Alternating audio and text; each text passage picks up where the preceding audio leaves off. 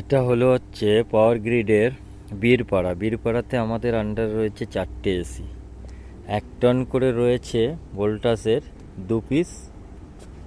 সেটা আছে R32 inverter. Gas আছে R32 ইনভার্টার।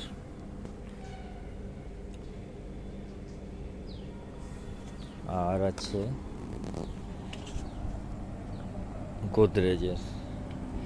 গোদরেজের আছে R32 ইনভার্টার। 2 টন করে রয়েছে।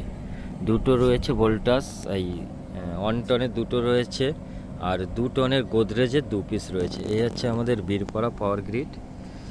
আর দুটো এসিতে গ্যাস নেই, এই দুটো এসিতে গ্যাস নেই, আর দুটো ঠিক আছে, কোনো প্রবলেম নেই।